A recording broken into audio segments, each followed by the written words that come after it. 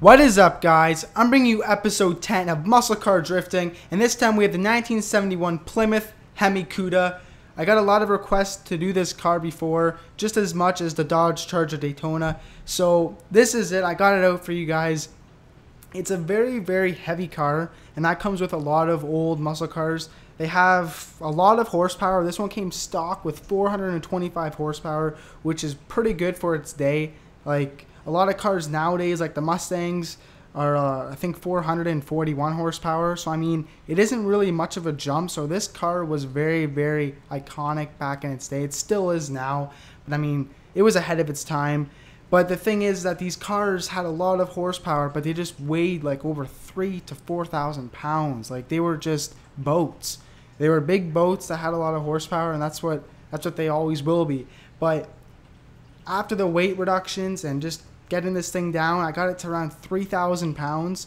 So 3,000 pounds with 800 horsepower. Now that's a lot to some of you guys, but I don't give a shit because, you know, it's my amount of horsepower I like. You put your amount in, like I say in every video. I just want to get this across clear so everyone understands. I don't want to get harassed with saying, oh, you have too much horsepower. So I'm just hoping by Forza 5 people will get me and understand that I put my amount of horsepower in.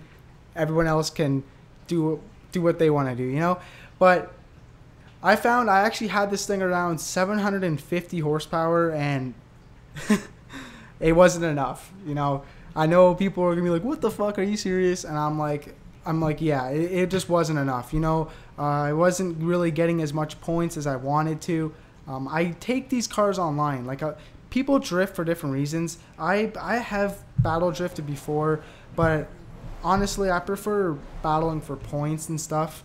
I find it more, I like being competitive with people and stuff and trying to see who can drift better, getting the points, you know. So I try and get for the highest amount of points, and when I had around 750 horsepower, I just wasn't getting enough. And when I added the extra 50 horsepower, it really did add 1,000 to 2,000 points more. Like around 2,000 points I got added on to what I was getting before, so it was good for me, and it works for me, you know. I'm having fun drifting this thing. It's not going crazy like the Hennessy I drifted. That thing is impossible to drift with. I can't drift 1,200 horsepower. I'm sorry, it just doesn't work. But this thing, just because it's so heavy, that really it didn't matter, you know. 3,000 pounds with 800 horsepower, it's like driving a car that's 2,000 pounds with 500, you know, 600. It's just, it really, with the weight on this thing, it didn't affect me at all. It just made things a little bit more stable. It added more power, and it made me drift better, you know.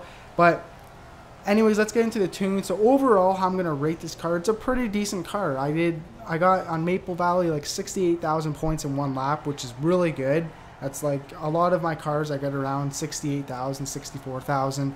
My 240SX being the best, I got to 72,000, 73.